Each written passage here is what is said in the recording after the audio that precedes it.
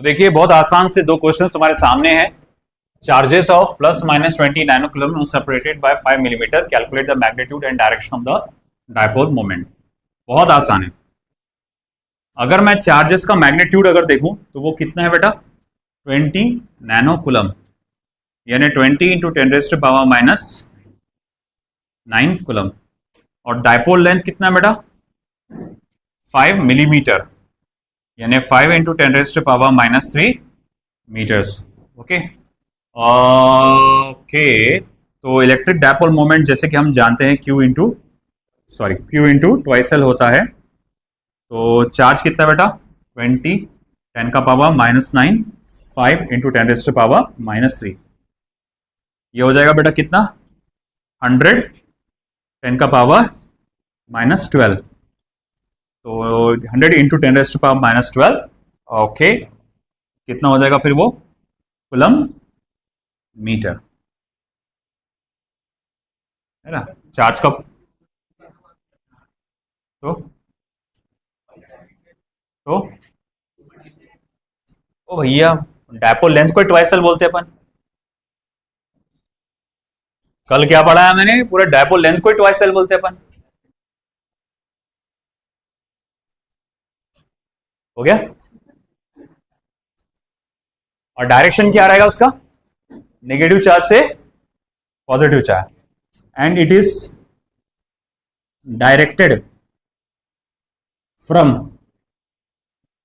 -20 nano coulomb to +20 nano coulomb. Simple. ये electric dipole moment for an of an electron and proton 4.3 nanometre apart. Electric dipole moment of electron and proton, Q into twice L. Electron का charge या proton का charge कितना होता है, 1.6 into 10⁻⁻⁹ 4.3 into 10⁻⁻⁹। बोलो भाई कितने, करो 1.6 multiply by 4.3।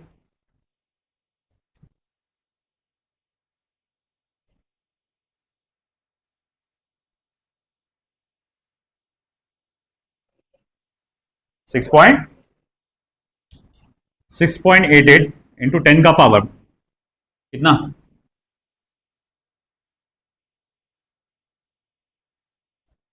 10⁻⁻28 coulomb metre.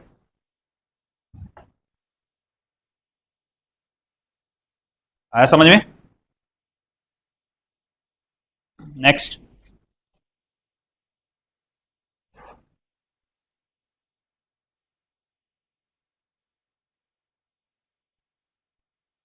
Notes कहां शायद, ऐसा कैसे भूल गया।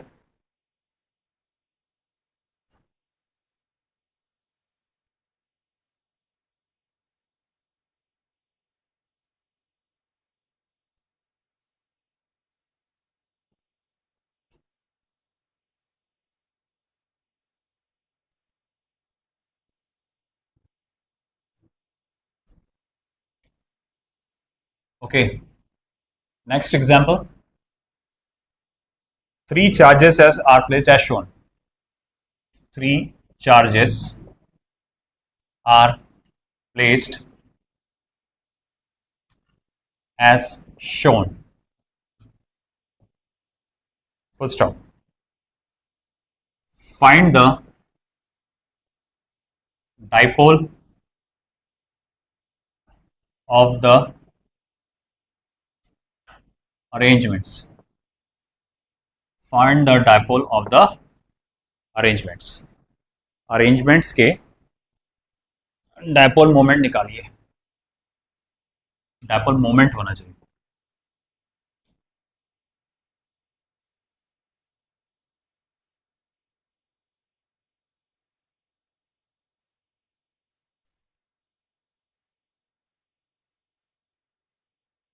ठीक है, पहला ये है,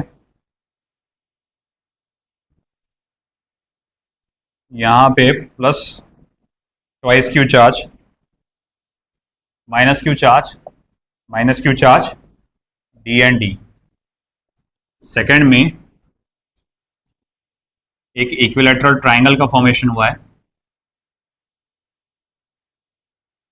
plus twice Q minus Q minus Q D D. बहुत आसान।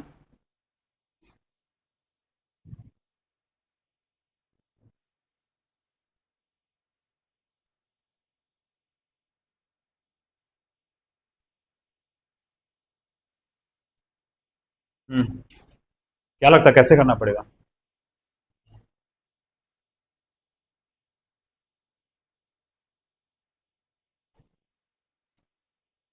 इलेक्ट्रिक डायपोल मोमेंट का डायरेक्शन क्या होता? नेगेटिव चार्ज से पॉजिटिव चार्ज। देखो, एक माइनस क्यू चार्ज, यहां दो पॉजिटिव चार्ज है प्लस क्यू, इसमें से एक प्लस क्यू चार्ज इसके साथ मिलेगा और अपना डायपोल बना लेगा, और उस डायपोल मोमेंट का डायरेक्शन इधर रहेगा। ये माइनस क्यू और इधर का प्लस क्यू, एक प्लस क्यू तो उसको मिल गया, दूसरा प्लस क्यू इसको मिलेगा, अब वो क्या बना लेगा? डायपोल। और डायपोल मोमेंट का डायरेक्शन अगेन किधर होता? नेगेटिव चार्ज से पॉजिटिव चार्ज की तरफ। तो क्या हुआ बेटा, यहां पे दो डायपोल मोमेंट्स बन गए, वैल्यूज में दोनों इक्वल है क्योंकि चार्जेस का मैग्नीट्यूड सेम है, सेम है, सेम है। पेयर्स में डिस्टेंस भी कैसे है? सेम है। अगर दो वेक्टर क्वांटिटीज सेम वैल्यू के रहे और परपेंडिकुलर है तो 0 √2 है ना। तो भैया पहले में आपका नेट डायपोल मोमेंट जो आएगा वो आएगा √2 टाइम्स ऑफ पी, है ना। तो √2 times of Q into dipole length, जो कि कितना है बेटा? डी। अब चलो इसकी बात करते हैं। ये इक्विलैटरल ट्रायंगल का फॉर्मेट है। अगेन दो पॉजिटिव चार्जेस है प्लस क्यू, एक प्लस क्यू इसके साथ मिलेगा डायपोल बनाएगा, दूसरा प्लस क्यू इसके साथ मिलकर डायपोल बनाएगा। डायपोल मोमेंट जैसा कि हम जानते हैं माइनस क्यू से प्लस क्यू की तरफ होता है, माइनस क्यू से प्लस क्यू की तरफ होता है। क्योंकि ये इक्विलैटरल ट्रायंगल है तो ये एंगल कितना होगा? 60 डिग्री, और ये भी 60 डिग्री। अब बताओ सेकंड वाले पार्ट में दो वेक्टर क्वांटिटीज जो वैल्यू में सेम हो मगर angle between them is 60 degree, then √3। तो नेट डायपोल मोमेंट क्या हो जाएगा? √3 टाइम्स ऑफ पी, यानी कि √3 times of Q into D. Simple.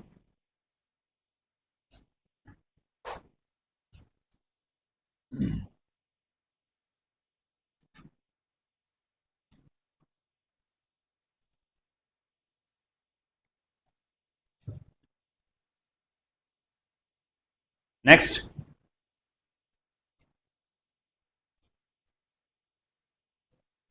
a system of two charges.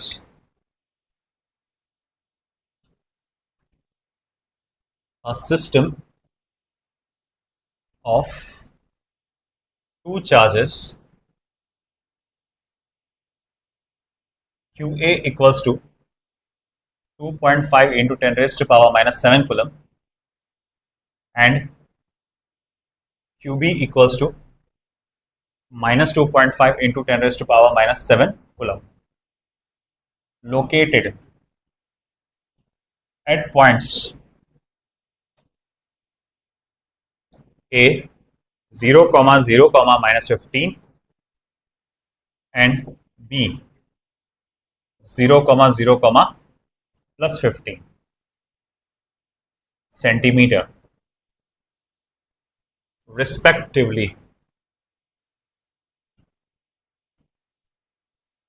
What is the electric dipole moment of the system? What is the electric dipole moment of the system? What is the electric dipole moment of the system? चलिए, एक अच्छा question तुम्हारे सामने आया है। दो charges हैं, एक एक्स एक्सिस पे है, दूसरा वाई एक्सिस पे है। पहला चार्ज कौन सा है बेटा? Plus 2.5 into 10 to power minus 7 coulomb, और वो कहाँ लोकेटेड है? 0, 0, माइनस 15, मतलब यहां कहीं होगा वो। नहीं, जेड एक्सिस पे है ना वो, तो फिर इसको जेड एक्सिस पकड़ना पड़ेगा, इसको पकड़ना पड़ेगा जेड एक्सिस। y को छोड़ दो, फिर y तो वैल्यू 0 है ना, तो वही ये यहां पर है, तो भैया -15 यहां से, और ये चार्ज है यहाँ पे QA। दूसरा चार्ज कहां पर है बेटा? +15 सेंटीमीटर। ओके, +15 सेंटीमीटर, ये ओरिजिन से, यहां चार्ज है QB। तो इसने कहा है कि भाई पता लगाओ electric dipole moment of the system क्या होगा। बहुत आसान। क्या है डायपोल लेंथ? अरे बोलो, डायपोल लेंथ कितना है? अरे इतना पांचट, ये यहां से यहाँ 15, ये भी यहां से यहाँ 15, डायपोल लेंथ कितना हुआ? 30। अस्तगफिरुल्लाह। अब ये देखो भैया, -15 सेंटीमीटर है ना, ये नीचे की तरफ माइनस साइन है ना सर, वो ऐड करेंगे तो 0 हो जाएगा ना। ए भैया, माइनस साइन से भी डायरेक्शन बता रहा है, माइनस साइन ये बताना चाहता है कि नीचे की तरफ, या negative direction of Z axis. तो यहां पर 15 और ऊपर भी 15, कुल मिला के कितना हो गया? 30। तो भाई मैं कहूंगा okay, what is the dipole moment? Q into twice L. Q कितना है? कोई भी एक चार्ज का मैग्नीट्यूड लो, 2.5 इंटू 10⁻⁻⁷। ट्वाइस एल कितना है? 30 इंटू 10⁻⁻2। 60, 75 है ना, 30 into 2.5, 75 into 10⁻⁻9 coulomb metre, nano coulomb पर मीटर। आसान क्वेश्चन था। चलो नेक्स्ट की तरफ।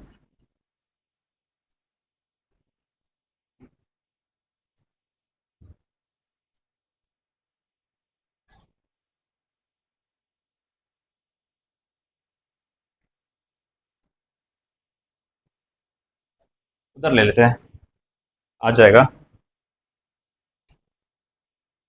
अगर ये MCQ है यार, ये वाला हो गया क्या सबका लिखना? अब तो आप लोग है एक्सपर्ट, ये आप कर लेंगे इसको।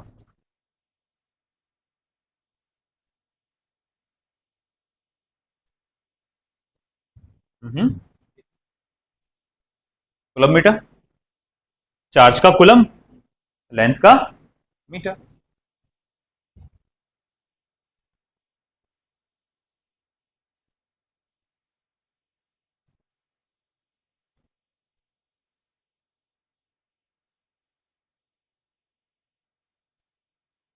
The electric field at a far distance are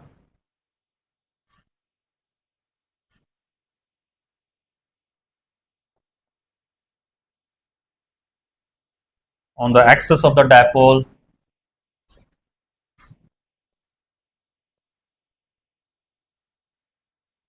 is E naught. What is electric field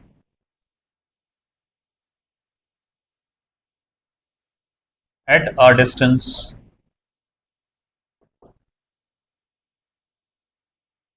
twice r on perpendicular bisector?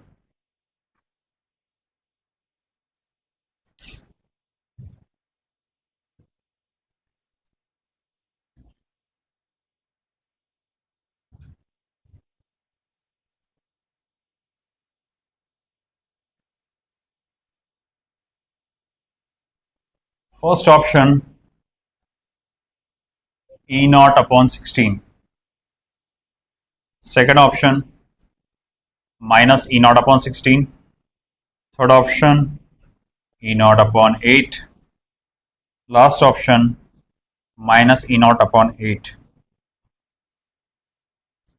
क्या लगता है?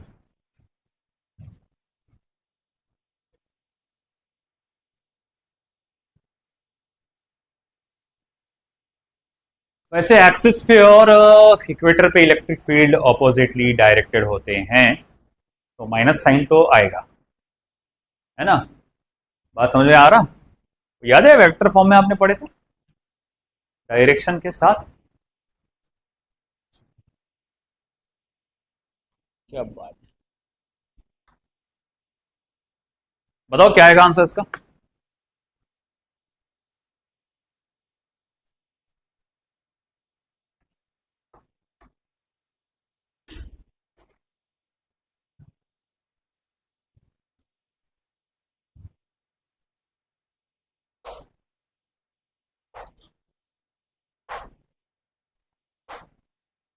पहले फॉर्मूला बना लो एक्सिस के लिए।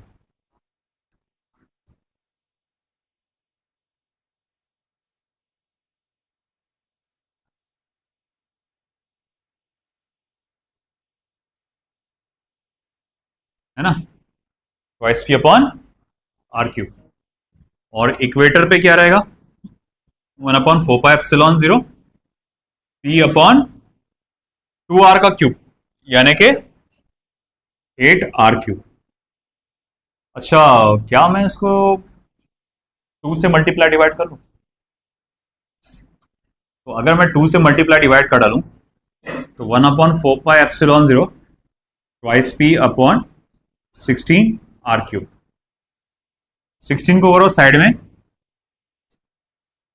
1/4πε0 twice P upon R cube. ये करने का मकसद ये फॉर्मूला इसके जैसा बन जाए। फिर इसके बाद E0/16। अब ऐसा है कि मैंने आपसे क्या कहा था, माइनस साइन तो आएगा, क्यों? डायरेक्शन एक्सिस पे और इक्वेटर पे दोनों की कैसी होती है, ऑपोजिट। एक्सिस पे अगर मान लो इधर पॉजिटिव चार्ज है इधर निगेटिव चार्ज है, electric field on the axis इस तरफ डायरेक्टेड रहता है, और इक्वेटर पे इस तरफ।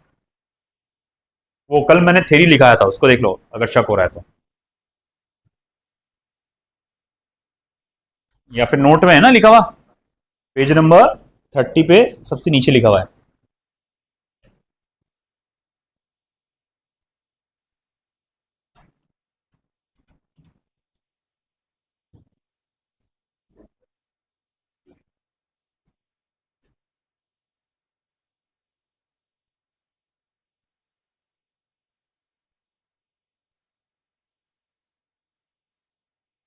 What is the magnitude of electric field intensity due to a dipole moment of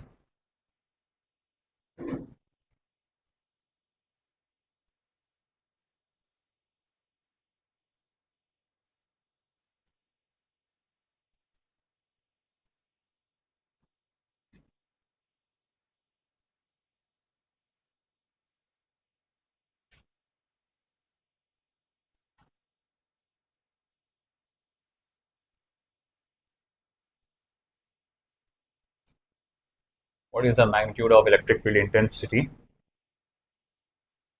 due to a dipole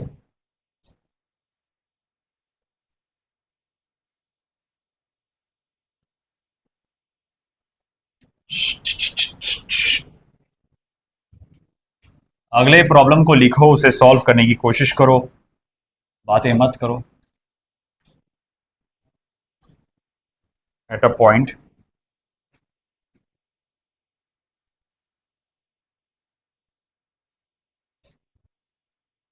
distance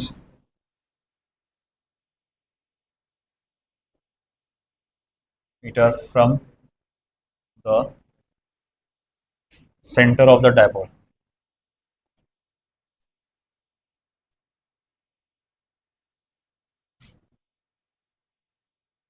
comma,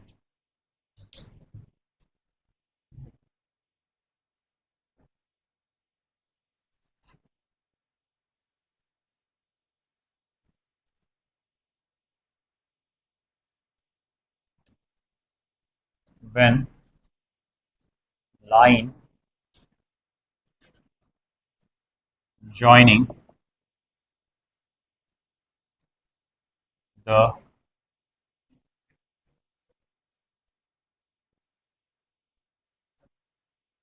point to the center of dipole makes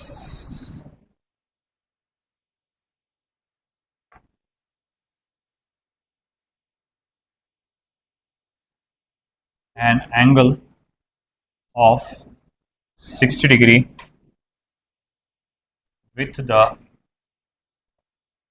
dipole axis। एक आसान सा question आपके सामने दिया गया है,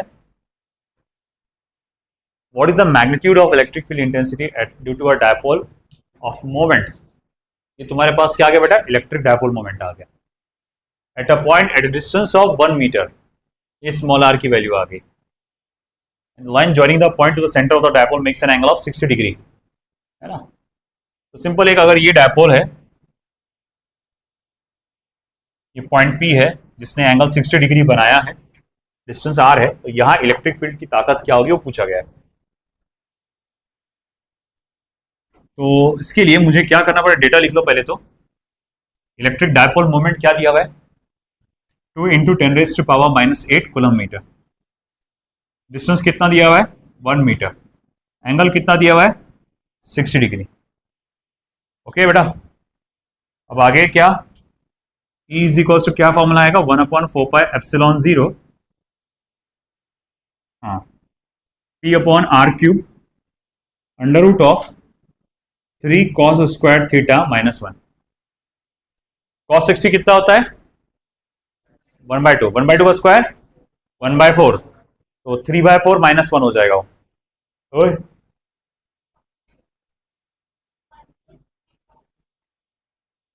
क्या है, 1 + 3 cos² θ है ना, -1 का डाला मैं वही तो बोलू माइनस में आ जा रहा हो तो √3 cos² θ +1, हाँ, तो 3/4 +1 क्या हो जाएगा, √7/4, यानी √7/2।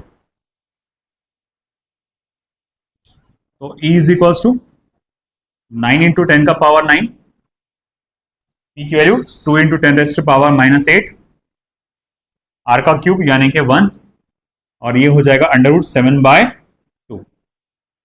तो 2 और 2 हुआ कैंसर, और बचा क्या, 9√7, 90√7 हो जा रहा बस वो,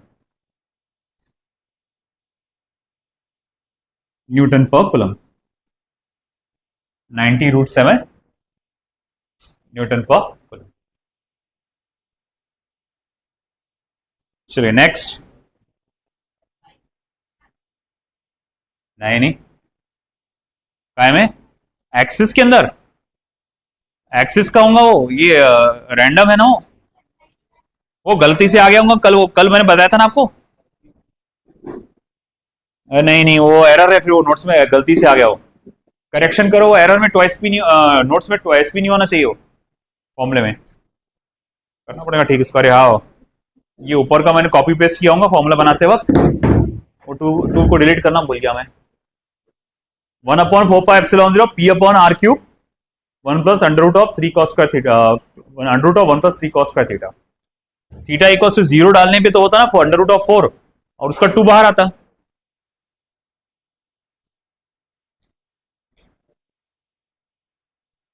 करेक्शन, कितने करेक्शन अभी तक के नोट्स में, एक ही हुआ है ना, अच्छा वो दूसरी चीज में था। नेक्स्ट, बढ़ो अगले क्वेश्चन की तरफ।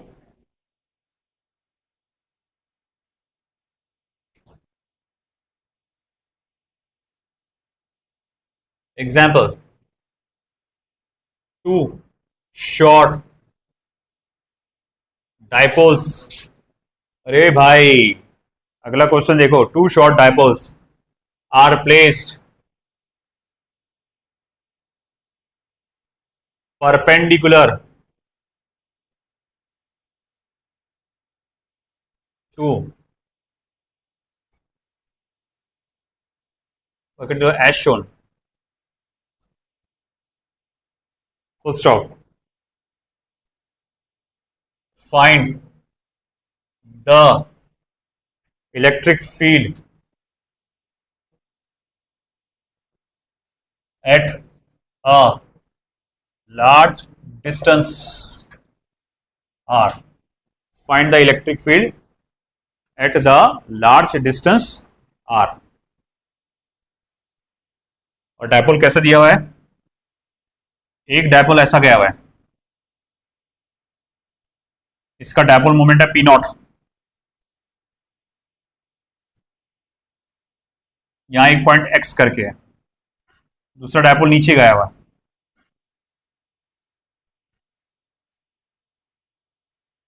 To P naught, distance small R, भेजिए, बताइए अब क्या होगा इसमें।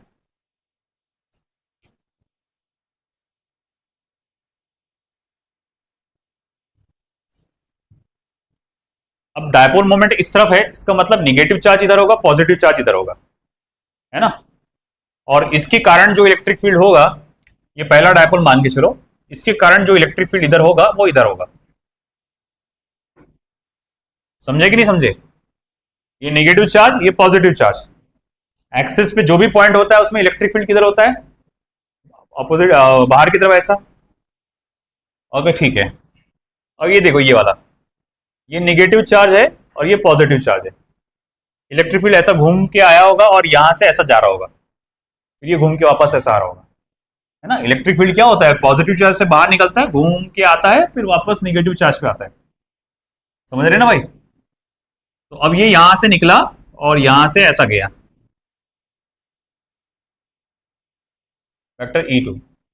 मतलब ये हुआ कि अगर तुमको ई नेट निकालना है तो क्या करना पड़ेगा, under root of E1 square plus E2 square, ये परपेंडिकुलर है ना वो दोनों वेक्टर्स में। हम लोग क्या है भाई, दो वेक्टर क्वांटिटी आपस में परपेंडिकुलर, तो नेट क्या होगा, under root of E1 square plus E2 square.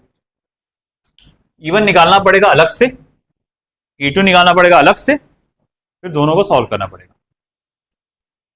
चलो E1, क्योंकि ये एक्सिस पर है तो 1/4πε0 twice P0 upon R3, equation number 1। E2, okay, तो E2, अच्छा ये पॉइंट कहां पर आ रहा है बेटा E2 के लिए, सेकंड डायपोल के कहां पर है, इक्वेटर पे है, ये फर्स्ट डायपोल के एक्सिस पे है, सेकंड डायपोल के इक्वेटर पे है, तो वो हो जाएगा इक्वेटर, यहां डायपोल मोमेंट कितना है, 2p0 अपॉन R3। अब कई लोग बोले अरे सर सर नहीं, यहाँ तो P0 आना चाहिए था, बेटा P0 ही लिया मैंने, असल में इस डायपोल की वैल्यू ही 2p0 है, इसीलिए 2p0 है ना। अगर मैं वो 2p वाला फॉर्मूला लगाता तो 4p0 हो जाता था। तो चलो E1 और E2 सेम आया है, तो फिर मैं यहां लिख सकता हूं ई नेट क्या हो जाएगा फिर, 1/4πε0 √2p0 अपॉन R3। समझा कि नहीं समझा, डायरेक्ट कर डाला मैंने। दोनों इलेक्ट्रिक फील्ड इंटेंसिटी कैसी है, सेम है, आपस में परपेंडिकुलर है, तो इलेक्ट्रिक फील्ड इंटेंसिटी की वैल्यू क्या हो जाएगी, वो हो जाएगा √2 E0, ई डॉट या बोलो ई बोलो, जो भी बोलना है बोलो आप इसको, √2 E1 भी बोल सकते हैं, और E1 की वैल्यू क्या है फिर 1/4πε0 √2p0 अपॉन R3। ठीक है, लिख लो।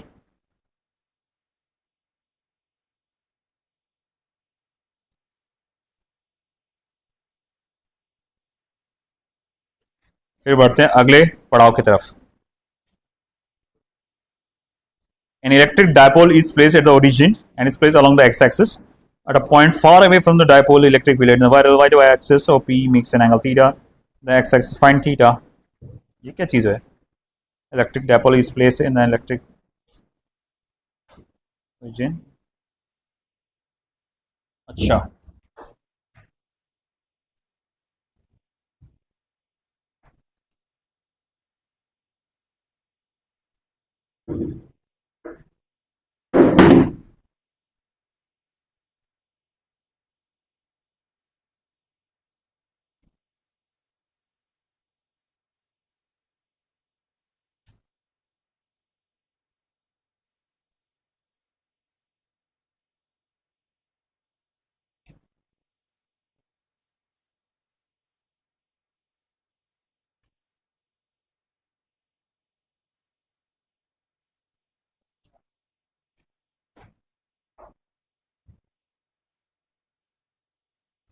an electric dipole is placed at origin and directed along x-axis.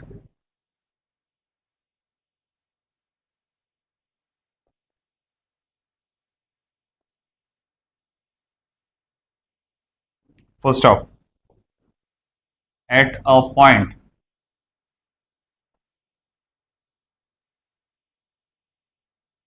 far away from the dipole, comma, the electric field is parallel to y axis. Full stop. If OP makes an angle theta with the x-axis, full stop, या comma, find theta. बढ़िया question है. एक dipole है जो कि place किया गया है अलोंग एक्स एक्सिस. देखिए इमेजिन करिए कि ये मैं एक कोऑर्डिनेट सिस्टम बना लेता हूं और मैं छोटा सा डायपोल लेता हूं जो कि एक्स एक्सिस के साथ रखा गया है. ठीक है. और किसी एक पॉइंट पे जो डायपोल के सेंटर से बहुत ज्यादा दूर है, से डिस्टेंस r, ये पॉइंट ले लेता हूं. इस पॉइंट पे इलेक्ट्रिक फील्ड जो है पैरेलल टू वाई एक्सिस है. इलेक्ट्रिक फील्ड क्या है बेटा? पैरेलल टू वाई एक्सिस पे. If the OP makes an angle theta, मतलब ये वाला एंगल ना, ये वाला, ये एंगल क्या है? थीटा है. तो वो कह रहा है पता लगाओ कि आपका थीटा की वैल्यू क्या होगी. अच्छा ठीक है ना. ये है 90 डिग्री. ओके. और ये एंगल को क्या बोले थे अपन ने? बीटा बोले थे ना. ये एंगल है बीटा. तो मैं ये कह सकता हूं सॉल्यूशन में, क्योंकि एक्सटीरियर एंगल थ्योरम के हिसाब से, क्योंकि ये ई पैरेलल है, तो ये एंगल की वैल्यू इन दोनों एंगल के सम के बराबर होगी. तो theta plus beta is equal to 90 degree. और बीटा इज इक्वल टू क्या लिखा जा सकता है? 90 माइनस थीटा. 90 minus theta. ठीक है. और अगर आपको याद होगा, इन दोनों के बीच में एक रिलेशन बताया था मैंने. tan of beta is equal to 1/2 tan of theta. अब अगर बीटा के जगह मैंने 90 माइनस थीटा डाला तो क्या होगा? tan ऑफ, पहले लिख देता हूं मैं, 90 minus theta is equal to 1/2 tan theta. tan of 90 minus theta क्या हो जाएगा बेटा? cot theta is equal to 1/2 tan theta. सही है कि बेटा? है ना. cot theta. cot थीटा को क्या लिख सकते बेटा आप? 1/tan theta is equal to 1/2 tan theta. ये 2 इधर आ जाएगा, tan उधर चला जाएगा, तो ये हो जाएगा tan square theta is equal to 2. Therefore tan theta is equal to under root of 2 और theta is equal to tan inverse of, and this is your answer. तो जब कभी भी इलेक्ट्रिक फील्ड इक्वेटर को पैरेलल हो, जब कभी भी इलेक्ट्रिक फील्ड इक्वेटर को पैरेलल हो, ये डिस्टेंस r, ये जो डिस्टेंस r ने डायपोल के साथ एंगल बनाया theta, it will be tan inverse of 2. Module में इस टाइप के दो क्वेश्चन या 3 क्वेश्चन मौजूद है जिसमें सेम सिचुएशन है. किसी में tan थीटा इक्वल टू √2 बोला गया है, किसी में theta equal to tan inverse of √2 बोला गया है. तो सेम प्रिंसिपल लगेगा, सेम मेथड होगा फॉर कैलकुलेट करने का, आंसर भी सेम ही चाहने वाला. ठीक है, लिखो. अच्छा क्वेश्चन है, ध्यान रखो.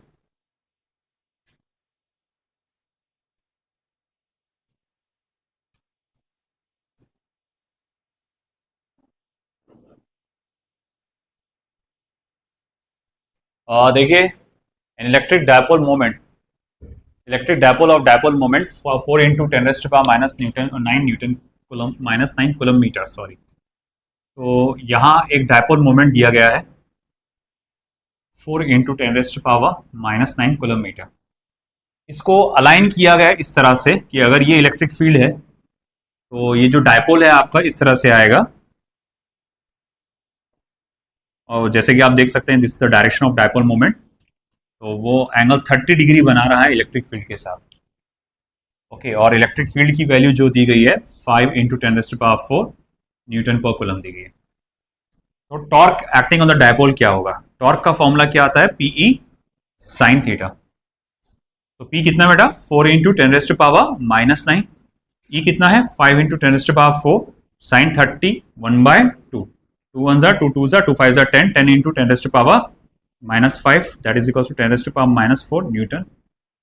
ओह, न्यूटन पर मीटर नहीं, न्यूटन मीटर। ठीक है, ये आ गया आंसर। Okay, next.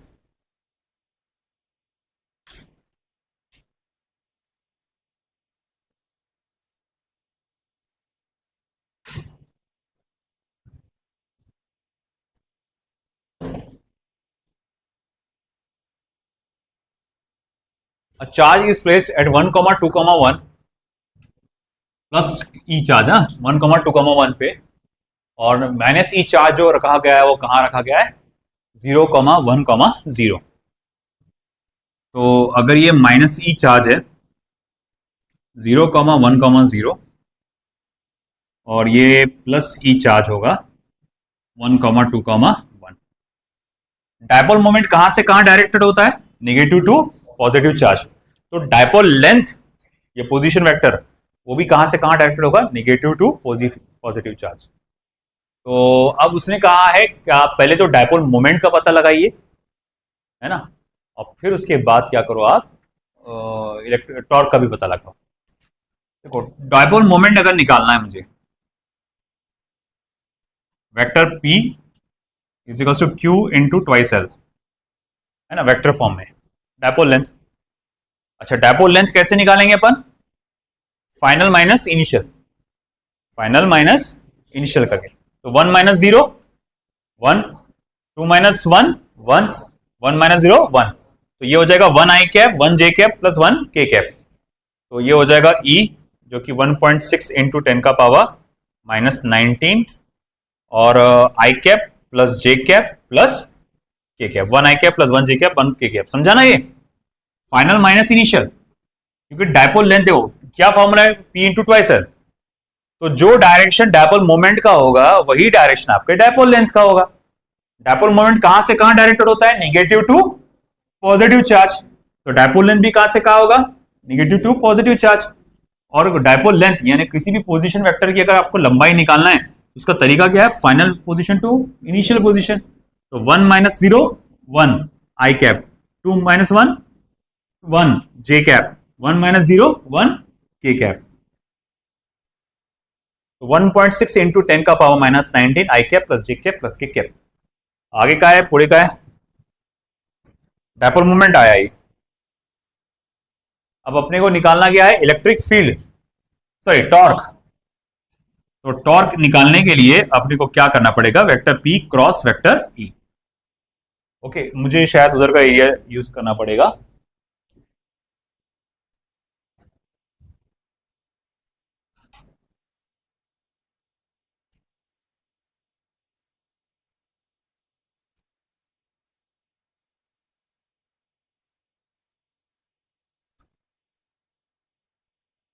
तो देखिए बेटा, तो vector P cross vector E, जो मैग्नीट्यूड इसमें कांस्टेंट निकल गया बाहर उसको बाहर कर दो।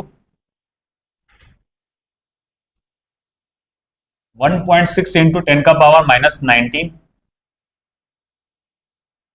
मैग्नीट्यूड ऑफ वेक्टर P के क्या कोएफिशिएंट्स है? आई कैप, वो तो सिर्फ 1.6 तो आ गया, फिर क्या? पहले तो आई कैप जे कैप के कैप, हाँ कोएफिशिएंट्स क्या? 1 1 1। ई के क्या हुआ है? 2 3 0, क्या है? 2 3 0। चलिए करिए सॉल्व। ये डिटर्मिनेंट को अलग से सॉल्व कर लेते पहले अपन। आई कैप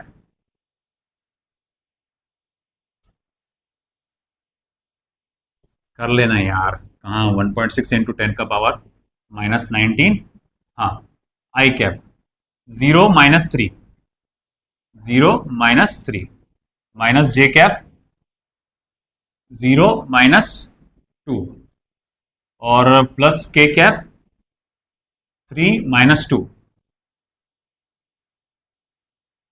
1.6 इंटू 10 का पावर माइनस 19 माइनस 3 आई कैप प्लस 2 जे कैप प्लस 1 के कैप। ये आ गया आपका पूरा वेक्टर फॉर्म में टॉर्क।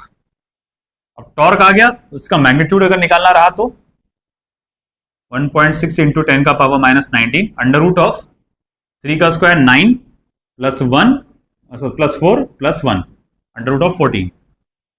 तो 1.6 under root of 14 into 10 raise to power minus 19 newton metre, ये मैग्नीट्यूड में और ये वेक्टर फॉर्म में।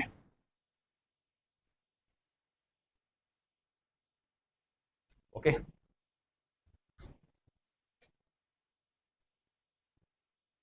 Copy that.